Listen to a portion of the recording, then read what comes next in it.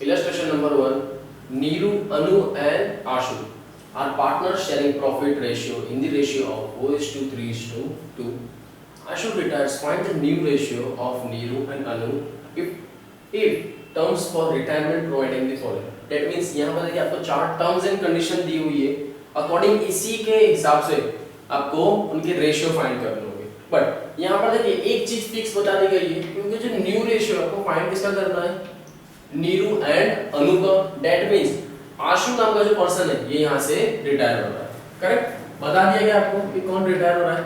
But यहाँ पर हम जैसे बोलते हैं ना कि सिनेरियो कुछ अलग ही दिया हुआ है, कुछ अलग अलग बताए हुए फॉर्मेट. जैसे ratio is not given. First scenario क्या है कि आपको रेशियो नहीं दिया, तो आपको उस बेसिस पे फाइंड करना होगा. नेक्स्ट सेकंड क्या दिया हुआ है, now equal distribution of Ashu share.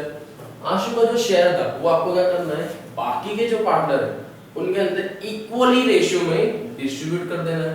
Then Ashu share is taken by Neeru and Anu in the ratio of 2:1. यहां पर बता दिया है कि आशु का जो शेयर है वो नीरू और अनु 2:1 के रेशियो में लेंगे. देखिए अलग अलग सिनेरियो में ऑलमोस्ट आपका इलस्ट्रेशन 1 के अंदर गेन रेशियो के अंदर जितने चेंजेस आते हैं ऑलमोस्ट आप इसी के अंदर सीख जाओगे. Then fourth one, Anu takes over the share of Ashu. कौन? सिर्फ अनु. दैट मींस नीरू को कुछ भी नहीं मिल रहा है. करेक्ट. अभी तक जितने इलस्ट्रेशन देखे उन सबका एक कोलाज बनाया हुआ है. चलिए तो फर्स्ट देख लेते हैं. जैसे नीरू, अनु और आशु का शेयर क्या है, 4:3:2. करेक्ट. नाउ अब यहाँ पर आपको फाइंड क्या करना है, उनका न्यू रेशियो फाइंड करना है, नीरू और अनु का. फर्स्ट सिनेरियो क्या है जिसमें रेशियो इज नॉट गिवन, आपको रेशियो ही नहीं दिया. जस्ट समझ लो. तो वैसे के अंदर आप किस तरीके से इसे डिस्ट्रीब्यूट करोगे. चलो तो आ जाओ. New profit sharing ratio of Neeru and Anu is 4:3. Correct.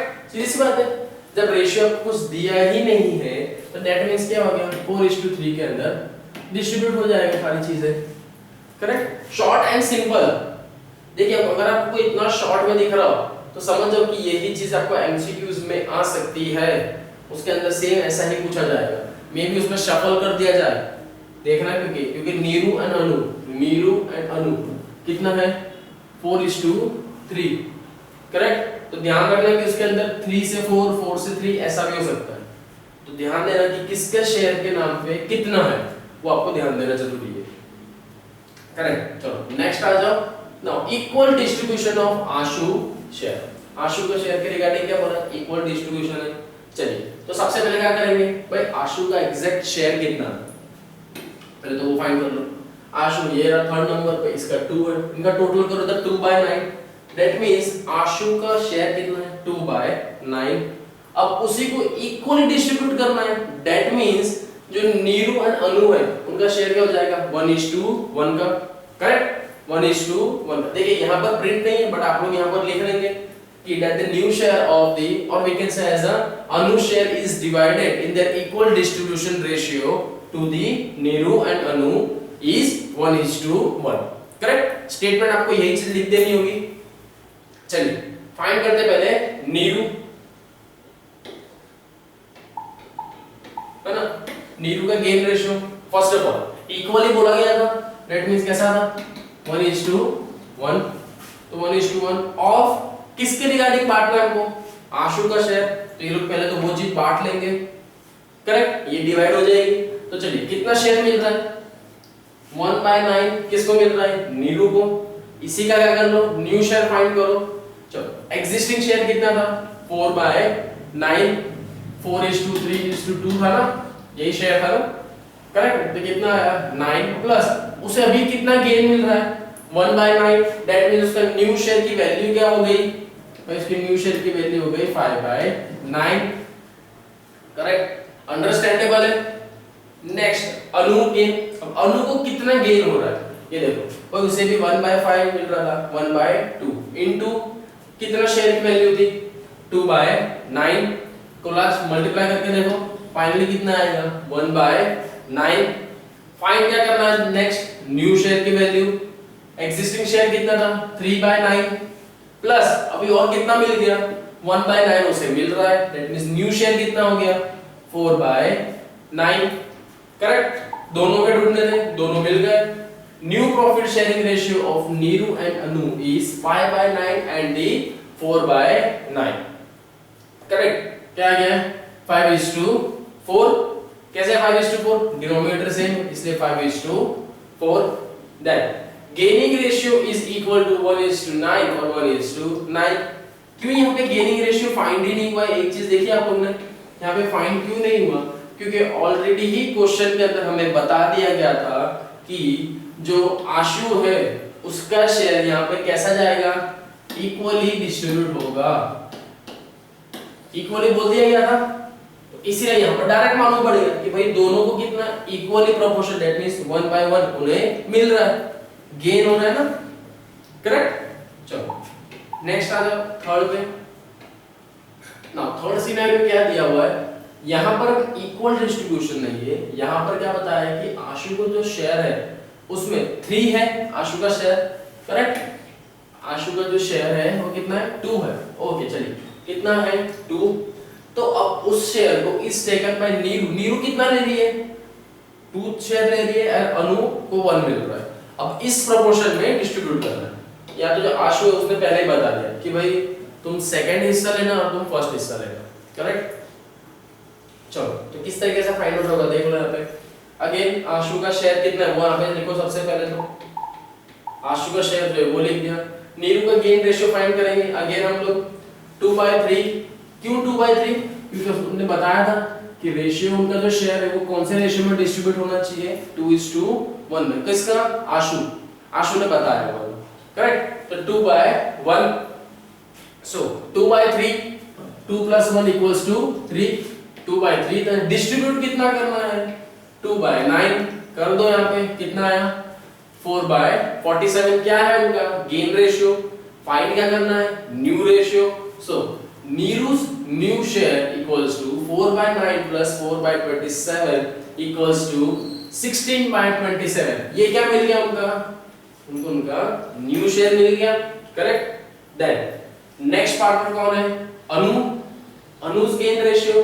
अनु के लिए यहाँ पे कितनी बात की गई थी कि उसे 1 शेयर मिलेगा। किसका? आशु का। सो 1/3 of 2/9 you will get 2/27। Correct. कितना मिल गया? 2/27। न्यू शेयर फाइंड करो। 3/9 + 2/27 you will get 11/27। देखिए यहाँ पर न्यू शेयर की बात जब भी हो ना तो चेक कर लिया करो कि क्या मे बी आपका सही हुआ भी है या नहीं ना। 11/27 डिनोमिनेटर सेम है, दैट मींस ऊपर की जो दो वैल्यू है इनका टोटल भी डिनोमिनेटर के बराबर ही आना चाहिए, है ना। 16 + 11 हो गई, you will get 27। That means यहाँ पर आपका ये चीज ओवरऑल करेक्ट है ना। डिनोमिनेटर के साथ अपर साइड की वैल्यू कंपेयर होनी ही चाहिए। ऐड करो तो डिनोमिनेटर जितना वैल्यू आनी चाहिए। चलिए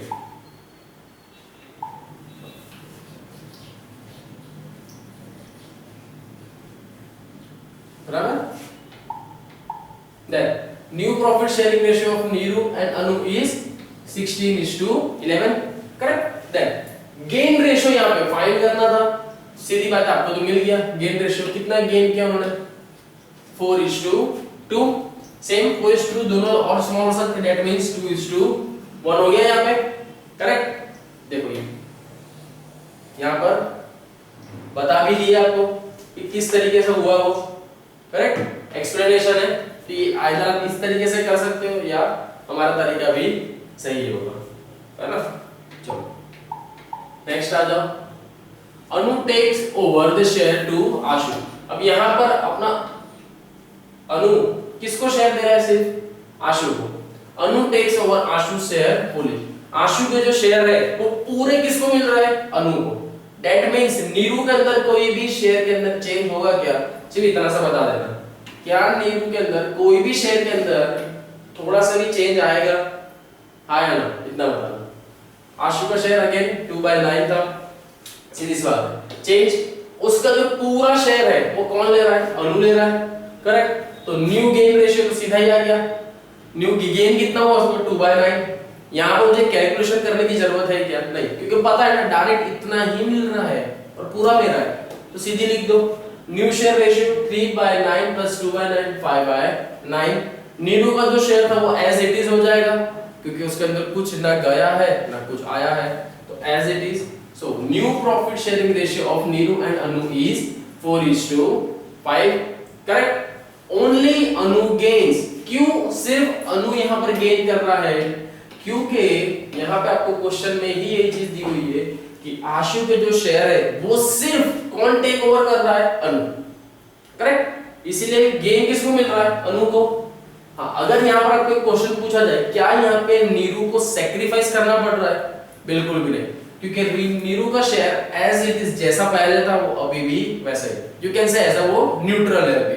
करेक्ट। न्यूट्रल है, कोई सर्टेन चेंजेस उसके अंदर आए नहीं है ना। चलो ना आ जाओ हमारे इलस्ट्रेशन नंबर 2। देन क्या दिया हुआ है? Ashish, Barman and Chandra are the partners sharing profit and losses in the ratio of 2:1:2 respectively.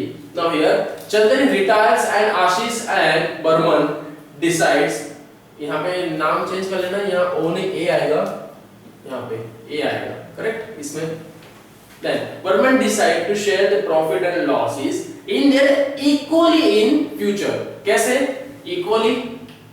if अगर आपको कोई रेशियो नहीं दिया होगा तब भी आप इक्वल में ही डिस्ट्रीब्यूट करेंगे, एंड सपोज अगर वहां पर आपको रेशियो दे दिया गया है तो आपको उसी रेशियो में फाइंड आउट करना होगा, नहीं दिया तो इक्वली, और अदरवाइज जो दिया है उसमें तो फाइंड करना ही होगा। So solution is gain of a partner equal to, find क्या करना है? Calculation the gain ratio. Correct. तो फार्मूला क्या होता है? New share minus existing, we can say as a old ratio. So new share यहां पे क्या है? न्यू शेयर यहां पे क्या हो जाएगा? इन फ्यूचर बोला है, दैट मींस क्या हो गया? न्यू, है ना, सीधी सी बात है। न्यू तो कितना बोला? इक्वली। पार्टनर कितने हैं? आशीष और बर्मन, दैट मींस 1:1 टोटल हो जाएगा 2। इसीलिए Ashish new share is 1/2 minus existing कितना था? आशीष का शेयर यहां पे देखो, आशीष, बर्मन, चंद्र, आशीष, बर्मन और चंद्र 2, दैट मींस 2/5, ये 2/5 लिखा। फाइनल अमाउंट कितनी आई? 1/10। नेक्स्ट बर्मन्स गेन की बात की जाए, बर्मन का कितना यहाँ पे? अगेन 1 है ना, कितना है यहाँ पे? 1। So here is 1/2 minus 1/5 which is 1/5 where it comes from 1/5, and the Burman's share is 1. Correct. So the total of the rest of their partners is 5. So Burman's gain equals to 1/5 minus 1/5. So you will get 3/10. Correct. If the denominators are same, so here the denominator is 1/10 and the second one Burman's is 3/10. If the denominator are same, you can consider as the new ratio of their new partner is gaining ratio of the partner of Ashish and Burman is 1:3. Correct. देखिए यहाँ पर last में आपको specifically आपको एक narration जरूर देना होगा, अदरवाइज क्योंकि नैरेशन के ही आपको यहाँ पे 1 मार्क्स एडिशनल मिलेंगे। सपोज अगर ये क्वेश्चन अगर आपको 2 मार्क्स में आता है तो मे बी हाफ मार्क्स आपका नैरेशन पे ही होगा, हाफ या 1 मार्क्स। रीजन क्योंकि स्पेसिफिकली जो आपको चीज पूछी जा रही है, एग्जामिनर की तरफ से जो चीज पूछी जा रही है, तो वो आपको इस तरीके से बतानी होगी कि डायरेक्ट हाईलाइट उसी पे हो, ठीक है, क्योंकि आपके वहां पर सॉल्यूशन पे इतना ध्यान नहीं होगा, क्योंकि एग्जामिनर के पास सफिशिएंट इतना टाइम नहीं होता है कि वो आपको हर एक सॉल्यूशन देखे। नो डाउट इफ अगर आपने प्रॉपर फॉर्मेट में लिखा हो तो वो चेक भी करते हैं, लेकिन बेसिकली सबसे पहले क्या चीज देखी जाती है कि उन्हें पता है कि इलस्ट्रेशन 2 और we can say as a question number 2 का मैंने जो क्वेश्चन पूछा है उसका आंसर ये है, उन्हें पता है। तो सबसे पहले वो चीज क्या देखेंगे? वो स्मार्ट वर्क करते हैं, वो आपके मेथड नहीं देखेंगे, सबसे पहले वो चेक करते हैं आंसर। क्या है यहाँ पर 1:3 का उन्हें पता है कि सेकंड क्वेश्चन का आंसर 1:3 है, तो डायरेक्ट पहले चेक करेंगे 1:3 करेक्ट। दैट मींस यहाँ पे तो उनको एक चीज हो गया कि हाँ दैट मींस इसका आंसर सही है। अब लेकिन एक है कि शायद से तुक्का तो नहीं मारा होगा, तब वो जाते हैं रिवर्स में, तब वो सारी चीजें चेक करते हैं। अच्छा सही तरीके से, दैट मींस यहाँ पर उसको कितने जो उसके फुल मार्क्स है पूरे मिल जाएंगे, करेक्ट। इसीलिए अदरवाइज अगर आपने ये चीज नहीं लिखी तो यहाँ पे एग्जामिनर क्या समझेगा कि मे भी इसको पता ही नहीं चला कि क्या फाइंड करना है, इसलिए करेक्ट नरेशन यहाँ पर आप कंपलसरी लिखेंगे, है ना। चलिए तो आ जाते हैं हमारे एक्सरसाइज पे which is 24.1। Now give any 3 circumstances under which a partner may retire from the partnership। Correct आपको बताया गया था कि एनी 3 circumstances, ऐसे कौन से 3 कारण है जिसकी वजह से पार्टनर एज अ रिटायर हो जाता है और we can say as a firm को छोड़ के जाता है। कौन से 3 कारण थे बेसिकली, चलिए यहाँ पे हमने देखा कौन से 3 कारण थे, जैसे first old age, poor health और we can say as a bad relation, है ना। इफ अगर इसके बाद भी अगर आपको ऐसा कुछ लगता है कि नहीं सर एक और हो सकता है तो बताओ, बाकी आपको बुक के अंदर तो यही दिए हुए हैं, कैसे एक ओल्ड एज, पुअर हेल्थ और बैड रिलेशन के हिसाब से। देन नेक्स्ट अगर बात की जाए new share of remaining partner is, question क्या पूछा गया है, new share of remaining partner is कैसा आएगा, existing share plus gain share, है ना, existing share plus gain share, correct. देखिए इफ अगर कहीं पर एग्जांपल लेकिन आपको ज्यादातर में भी शायद देखने मिल जाए, इस तरीके का सम देखने मिल जाएगा, क्या होगा जहां पर आपको आपका एग्जिस्टिंग शेयर दे के रखा है ना, एग्जिस्टिंग शेयर जो होगा वो ऑलरेडी दे के रखा होगा, साथ ही साथ गेन शेयर भी दे के रखा होगा। वहां पर एग्जामिनर आपको क्या पूछेगा कि find out the new profit and loss sharing ratio of the existing partners, correct. वहां पर आपको एग्जामिनर क्या पूछेगा कि भाई मुझे new profit sharing ratio of the existing partner चाहिए, लेकिन रेशियो कोई दिया नहीं, उन्होंने आपको 2 चीज दी होगी, एग्जिस्टिंग शेयर देके रखा होगा, we can say as a old share दिया हुआ, साथ ही साथ उन्होंने क्या दे दिया होगा, गेन शेयर दे दिया होगा, तो उससे आप न्यू शेयर फाइंड कर सकते हो, करेक्ट। फॉर्मूला क्या हो जाएगी हमारी न्यू शेयर फाइंड करने के लिए, new share of remaining partner के लिए फॉर्मूला क्या हो जाएगी हमारी, existing share plus gaining share. Most important में टिक करके रखना, या कहीं पर स्पेसिफिकली आप लिख के भी रखो तो बहुत अच्छा है ना। चलिए देन आ जाते हैं gain of partner share equals to new share minus existing share, correct. और आइदर आप लिख सकते हो कि ओल्ड शेयर भी, है ना। देखना ऑप्शन के अंदर स्पेसिफिकली आपको क्या दिया हुआ है, सपोज अगर ये एमसीक्यूज में आता है तो आप देखना कि आपको ऑप्शन में क्या है, आइदर एक्सिस्टिंग लिखा होगा, न्यू, ओल्ड, इक्वल, कुछ भी लिखा हो सकता है, 2 में से एक ऑप्शन जरूर देखना कि या तो आपको एक्सिस्टिंग लिखा होगा या तो लिखा होगा ओल्ड शेयर, है ना। तो ऐसा मत देखना कि यार कहीं पर एक्सिस्टिंग लिखा है, ओल्ड लिखा है, सर ऑप्शन तो दिया ही नहीं है, बिल्कुल ऑप्शन दिया है, एक्सिस्टिंग का मतलब भी ओल्ड के अंदर ही कंसीडर किया जाता है ना। आइदर एक्सिस्टिंग शेयर या तो ओल्ड शेयर के हिसाब से लिखा होगा।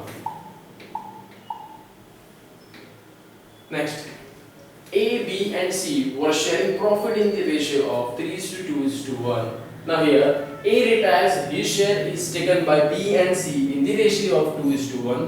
Which of the following is the new ratio of B and C after the retirement of A? Correct?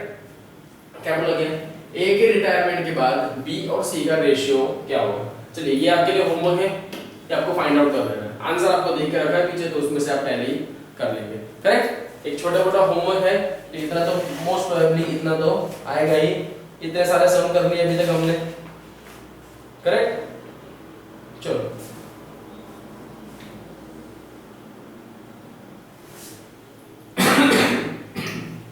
Just a second.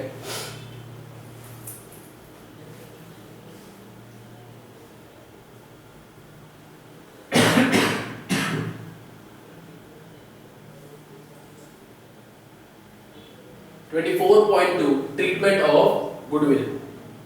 The retiring partner is entitled to his and her share of goodwill at the time of retirement, because the goodwill is result of the efforts of all partners, including the retired partners or in the past.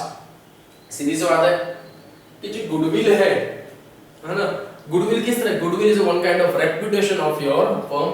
तो सीधी सी बात है कि goodwill को एक जो reputation बनाने में सभी पार्टनर का उतना ही हाथ है, पर अगर किसी फर्म की गुडविल गिर गई तब भी उन्हीं पार्टनर का उतना हाथ है, सीधी सी बात है। तो इफ अगर यहाँ पर पार्टनर अगर रिटायर हो रहा है ना, स्पेसिफिकली अगर यहाँ पे पार्टनर अगर रिटायर हो रहा है तो आप यहाँ पे ये नहीं बोल सकते कि अरे तूने किया ही क्या, करेक्ट। क्योंकि आज अगर आपकी जो फर्म की गुडविल है, सपोज अगर वो बहुत ही ज्यादा हाई लेवल पे है, तो इफ अगर आप वहां पर कंसीडर करते हो कि जो पर्सन रिटायर हो रहा है, अगर आप उसको इस तरीके से बोल रहे हो कि नहीं तूने यहाँ पर कुछ नहीं किया, और भी कैसे ऐसा तुम्हारी तरफ से यहाँ पर कोई भी एफर्ट नहीं था गुडविल को यहाँ पे बढ़ाने में, बट ऐसा क्योंकि पास्ट टाइम में वो भी क्या था, कंपनी का पार्टनर ही था, दैट मींस आज जो भी मार्केट में उसकी गुडविल होगी तो कहीं ना कहीं उसका शॉर्ट परसेंट या कुछ हिस्सा जो रिटायर पार्टनर हो रहा है उसकी भी तो कुछ मेहनत होगी, क्लियर, उसने भी तो कुछ एफर्ट डाले होंगे आज, तभी जाके आपकी भी फर्म की गुडविल इतनी ऊपर हुई, तो कुछ सर्टेन अमाउंट ऑफ गुडविल उसको भी मिलना चाहिए, है ना। Then the retiring partner is compensated for his and share of goodwill. Now as per accounting standard 10, or you can write as AS 10, goodwill is recorded in the books only when some consideration in money is to be paid for it. देखिए ये statement याद रखना कि goodwill कब लिखी जाती है। Therefore goodwill is recorded in the books only when it is purchased and goodwill account cannot be raised on its own, बराबर। अपने आप गुडविल को डायरेक्ट लिख नहीं सकते, आइदर इफ अगर उससे कोई परचेस कर रहा हो, करेक्ट, तभी आप यहाँ पर उसको स्पेसिफाई कर लेंगे, है ना, अदरवाइज नहीं होगा। चलिए नेक्स्ट आ जाते हैं। Therefore in case of retirement of partner the goodwill is adjusted through partners capital account, बराबर। देखिए अब इसके अंदर आप ऐसा नहीं बोलेंगे कि जो रिटायर हो रहा है उसको नहीं देंगे, सभी को मिलेगी। Now the retiring partner's capital account is credited with his and her share of goodwill and the remaining partner's capital account is debited in their gain ratio। Tick mark कर लेना, किसको किस तरीके से मिलेगा, डेबिट क्रेडिट आपको पता होना चाहिए, क्योंकि जो पार्टनर रिटायर हो रहा है उसके क्रेडिट साइड में आएगा।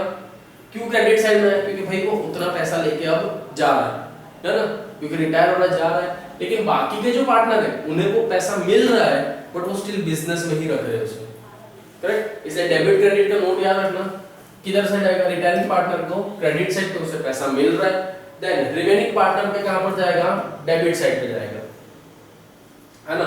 चलो जर्नल एंट्री क्या होगी इसकी, स्पेसिफिकली देख लो। Journal entry is made as under remaining partners capital account debit to retiring partners capital account, narration देंगे, being retiring partner share of goodwill adjusted to the remaining partners in the gain ratio। Specifically देखना यहाँ पे आपको gain ratio दिया हुआ है, इसका मतलब क्या हुआ कि यहाँ पर आप लोग गेन रेशियो फाइंड करना होगा। क्यों, क्योंकि गेन रेशियो जैसे ही होगा तभी आप क्या करेंगे, ये सारी चीजें डिस्ट्रीब्यूट कर पाएंगे, करेक्ट। क्या चाहिए होगा आपको यहाँ पर, अपना गेन रेशियो चाहिए होगा कंपल्सरी, क्लियर। चलिए यही सारी चीजें आपके स्पेसिफिकली एक इलस्ट्रेशन के थ्रू समझे तो बहुत ही इजी होगी। जैसे here Meetu, Udit and Sunny are partner sharing profit equally. Here Sunny retires and the goodwill of the firm is valued at 54,000, correct. Goodwill की वैल्यू क्या दी गई, गुडविल की वैल्यू दे दी गई है आपको 54,000। नाउ प्रॉफिट शेयरिंग भी देखो आपको बता दिया गया है कि जो प्रॉफिट शेयरिंग वो कैसा है। चलिए प्रॉफिट शेयरिंग कैसा है, इक्वली, दैट मींस 1:1 कर दूं मैं, करेक्ट, क्योंकि इक्वली बोला गया है उन्होंने। Now no goodwill account appears in the books of firm, goodwill की स्पेसिफिकेशन नहीं दी गई है। So Meetu and Udit share future profit in the ratio of 3:2, correct. देखिए उनका फ्यूचर प्रॉफिट दे दिया गया, दैट मींस न्यू, और ये क्या हो गया हमारा ओल्ड, करेक्ट। उनका न्यू रेशियो बता दिया। Now make necessary journal entry for goodwill, goodwill के रिगार्डिंग क्या करनी होगी, नेसेसरी जर्नल एंट्री देनी होगी। लेकिन स्पेसिफिकली याद करो हम गुडविल की अमाउंट किस तरीके से डिस्ट्रीब्यूट करते हैं, एज पर देयर गेन रेशियो, एज पर देयर गेनिंग रेशियो, करेक्ट। तो गेन रेशियो को हमको किस तरीके से किया जाता है ना? गेन रेशियो की फॉर्मूला भी पता ही आपको, तीसरी बात है ओल्ड रेशियो न्यू रेशियो दिया हुआ है, तो फाइंड आउट कर लो पहले, है ना। सनी शेयर ऑफ गुडविल, पहले अमाउंट में फाइंड आउट कर लो कि किसको कितना पैसा मिलेगा, उस हिसाब से देख लो। चलो, तो सबसे पहले गुडविल की वैल्यू कितनी थी भाई? टोटल गुडविल कितना था? 54,000 का, करेक्ट। सनी, देखिए यहाँ पे इनका शेयर कितना था? कौन थे यहाँ पे? 3 जन थे ना बेसिकली, मैं M U और S करके लिख रहा हूँ शॉर्ट फॉर्म में, करेक्ट। इक्वल डिस्ट्रीब्यूट कर, दैट मींस 1:1:1, बराबर 1:1:1, टोटल 1/3। सो 54,000 को अगर हम लोग डिस्ट्रीब्यूट करते हैं तो कितना आता? Sunny share that means 1:3, that means 18,000 आता रिस्पेक्ट, कितना आता? 18,000, correct. Then gain of a partners equal to new share minus existing share, है ना। चलिए, तो सनी को कितना मिलना चाहिए था? 18,000। सो यहाँ पे मीटू का गेन फाइंड करो, कितना आ रहा है पहले तो देखो, सॉरी हाँ चलिए देखिए कितना आ रहा है? 3/5 minus 1/3 equals to, that means कितना आ गया? 9/15 minus 5/15, you will get 4/15, कितना आ रहा है? 4/15। देन उदित का गेन सेम वैसे ही आएगा, 2/5, 2/5 कहां से आया? क्योंकि इनका रेशियो बताया था कि इनका रेशियो क्या 3:2 में वो डिस्ट्रीब्यूट कर लेंगे, न्यू रेशियो और gain ratio. So 2/5 minus 1/3 equals to 6/15 minus 5/15, you will get 1/15, correct.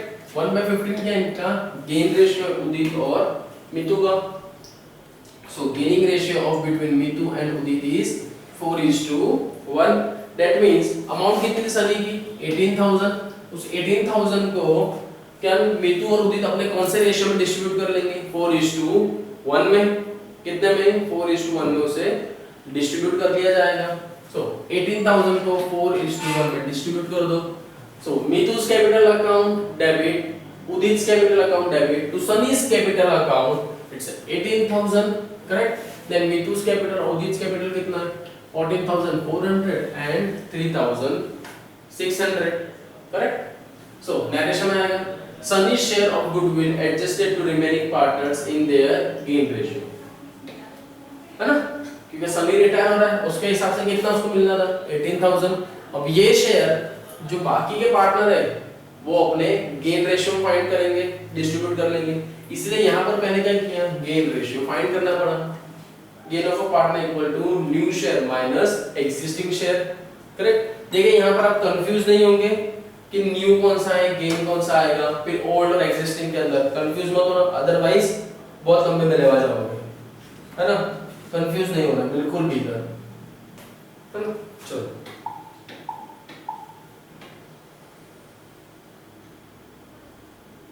now when the goodwill account already appears in the books, जब यहाँ पर goodwill account आपको ऑलरेडी बता दिया है, किसके अंदर? हमारी बुक्स के अंदर आपको ऑलरेडी दे दिया गया है। सो normally the goodwill is not shown in the books of the firm if at the time of retirement death of a partner goodwill appears in the books in the balance sheet of the firm, so it will be written off by the debiting all the partners capital account in the existing profit sharing ratio and crediting the goodwill account, correct। देखिए पूरा return में आपको बता दिया गया है।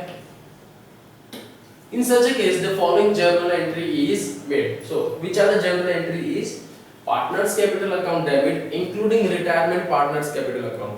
Specify किया तो that means यहाँ पर ध्यान रखना, बहुत सी बार लोग गलतियाँ क्या कर जाते हैं कि वो रिटायरमेंट वाले जो पार्टनर है, जो पर्सन रिटायर हो रहा है, उसे यहाँ पर मेंशन ही नहीं करते, करेक्ट। तो आपको मेंशन करना होगा partners capital account debit to goodwill account, so existing goodwill written off. तो चलिए इलस्ट्रेशन में समझेंगे तो बहुत ही इजीली आप में भी समझ पाओगे।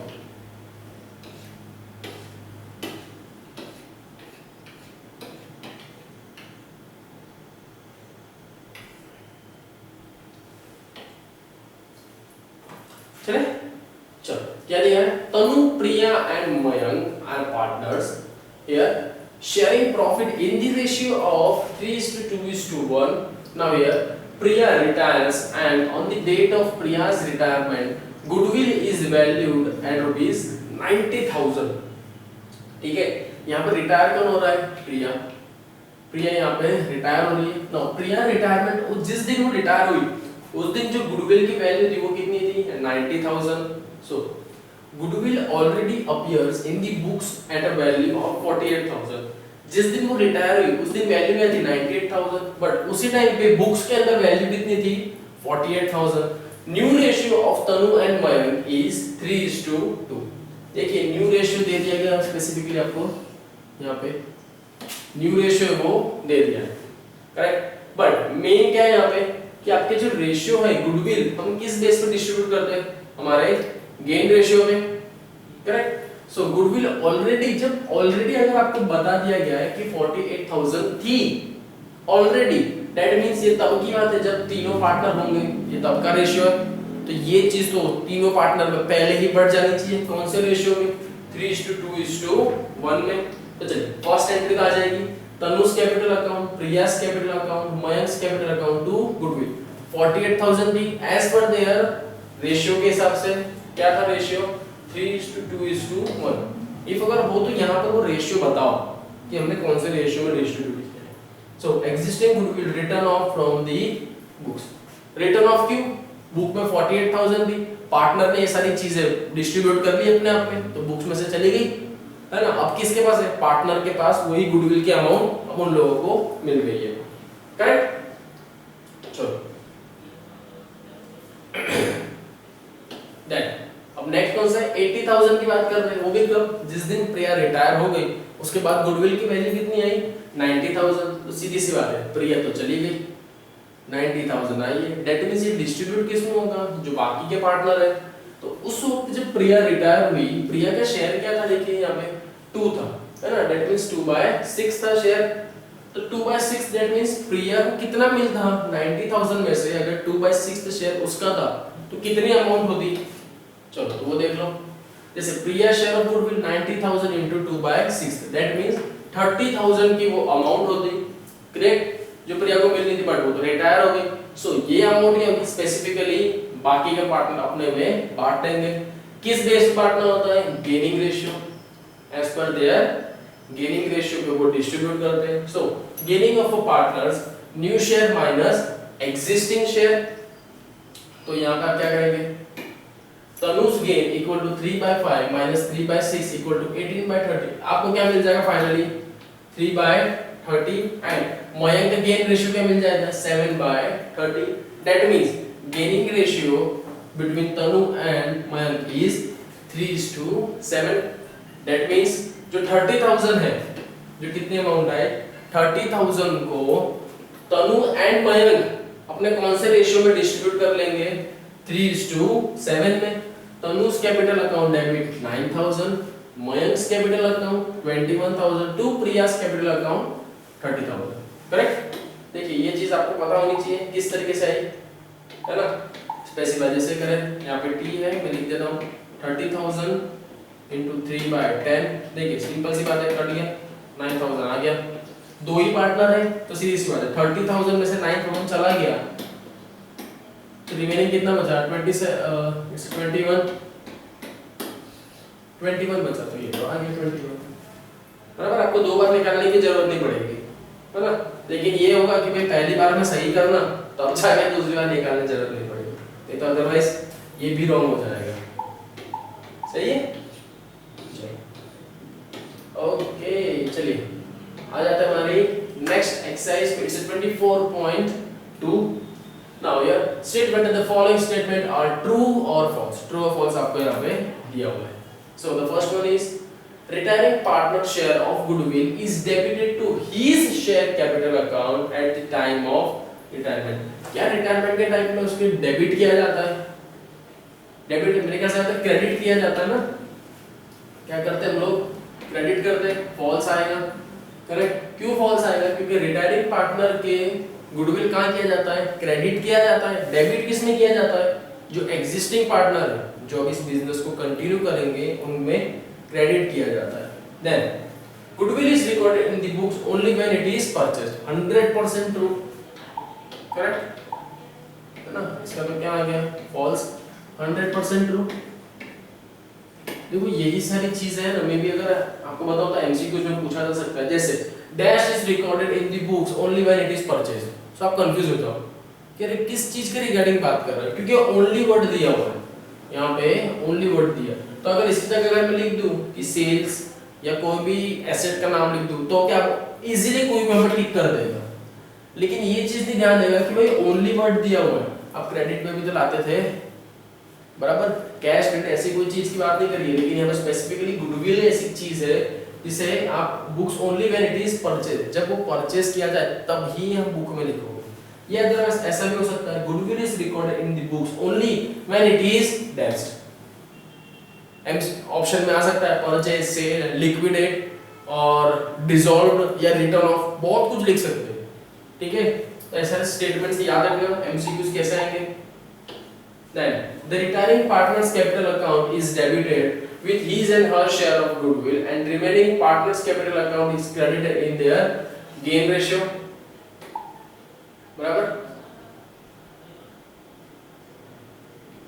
The retiring partner's capital account is debited with his and her share of goodwill, and the remaining partner's capital account is credited in their gain ratio.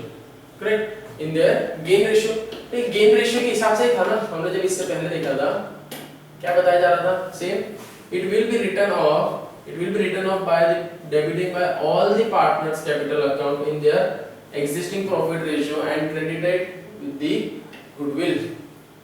Correct, same the retiring partners capital account is credited with his and her share of goodwill, and the remaining partners capital account is debited in their gain ratio.